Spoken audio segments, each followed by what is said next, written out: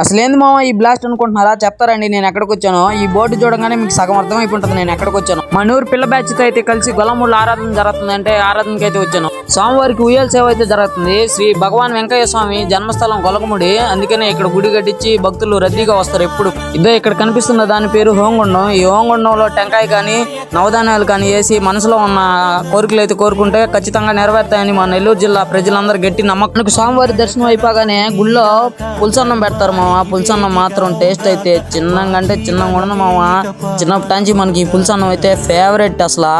అంతేకాదు మామ, గుడికి వచ్చే భక్తులందరికీ అన్నదాన కార్యక్రమం అయితే జరుగుతుంది. అన్నదానం అయితే సూపర్గా ఉంటుంది మామ. అన్నప్రసాదం ఎలా ఉంటుందో చూపిస్తారండి.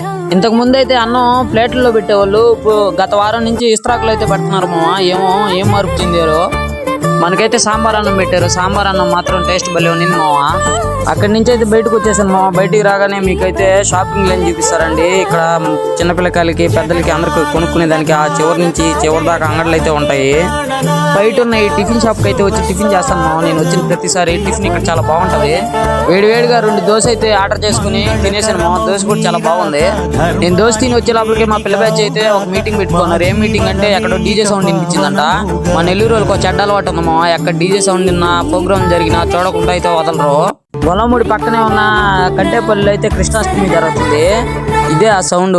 డీజే దగ్గర రాగానే సోను రెడ్డి వాళ్ళ గ్యాంగ్ అయితే వచ్చింది. తినైతే డాన్స్ మాత్రం వేరే లెవెల్ మామ. కేసీపీడి అని చెప్పొచ్చు. సూపర్ అంటే సూపర్ గా వస్తుంది. ఈ అమ్మాయి పేరైతే నాకు తెలియదు, మీకు తెలిసి కామెంట్ చేయండి. ఇక్కడే మామ బ్లాస్ట్. తిరిగి అయితే మళ్ళా గొల్లమూడి ఆశ్రమంలోకి అయితే వచ్చేసాం మామ. ఈ ఆశ్రమంలో అయితే మనం కొనుక్కునేది అనుకుంటది.